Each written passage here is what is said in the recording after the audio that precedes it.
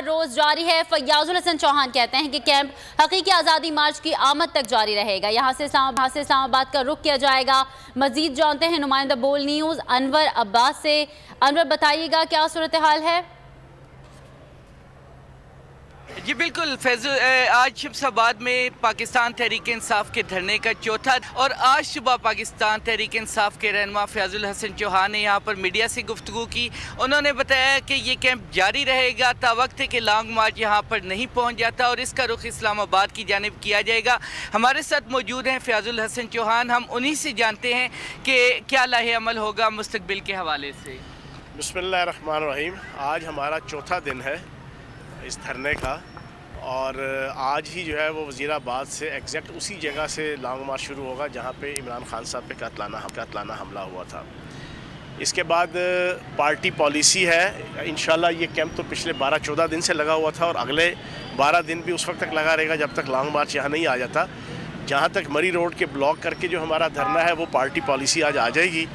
तो अगर तो लॉन्ग मार्च स्टार्ट होने के बाद उन्होंने कहा कि इसको ख़त्म कर दिया जाए तो फिर हम सिर्फ सड़क को जो है वो ओपन कर देंगे। बाकी यहाँ पर धरना भी, एहतजाज भी और लॉन्ग मार्च की तैयारी भी भरपूर तरीके से जारी और सारी रहेगी। अच्छा चौहान साहब, ये बताइएगा राना सनाउल्लाह की जानिब से कुछ ऐसे बयानात सामने आ रहे हैं जिसमें वो कोई आर्मी के हवाले से बात कर रहे हैं या मिस कोट किया जा रहा है, तो आप उनके बयानात को कैसे देखते हैं? देखें, मैं अभी अपनी मीडिया टॉक में भी और प्रेस कॉन्फ्रेंस में भी ये बात रख चुका हूँ कि बड़ा प्री प्लान्ड उम्र अय्यार की अय्यारी की तरह, गोएबल्स की सियासत की तरह, चांकिया की सियासत की तरह और मैकावली की सियासत की तरह आले शरीफ, बेगम सफदर, सुल्तान मफरूर नवाज शरीफ और सुल्तान मजबूर शहबाज शरीफ, ये बड़ी अय्यारी के साथ इस वक्त फ़ौज और आवाम, फ़ौज और PTI के दरमियान खलीज पैदा करने की नाकाम कोशिश कर रहे हैं।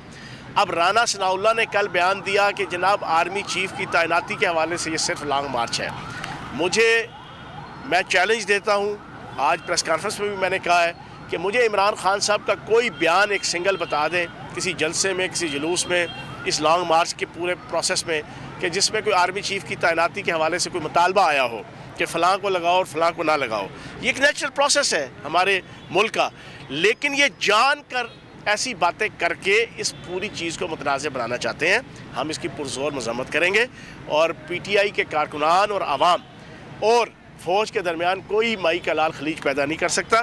खान साहब ने परसों भी ये कहा कि फ़ौज के वो जवान और अफसर के जो शहादतें दे रहे हैं, जो मुल्क के लिए कुर्बानियाँ देते हैं, वो मेरे बच्चों की तरह हैं और हमारी अपनी आल औलाद, बहन भाई, वालिद, कज़न, रिश्तेदार सारे जो है वो इस अदारे में हैं और हमारे माथे का झूमर है इसके सिपाही से लेकर इसके अफसरान तक। जी बिल्कुल, फयाजुल हसन चौहान का ये कहना था कि पाकिस्तान की मुसल्लह अफवाज के एक सिपाही से लेके अफसर तक हमारे माथे का झूमर और सर का ताज हैं और इस किस्म के बयानात वज़ीर दाखिला की जानिब से पाकिस्तान तहरीक इंसाफ और फ़ौज में गलत फहमियाँ पैदा करने के लिए किए जा रहे हैं। हम इसकी एहतजाजी धरने का चौथा रोज़ है। आप हमारे मौजूद रहिएगा और अब रुख करेंगे हमारे नुमाइंदे इखलाक बाजवा का, जो कि ज़मान पार्क में मौजूद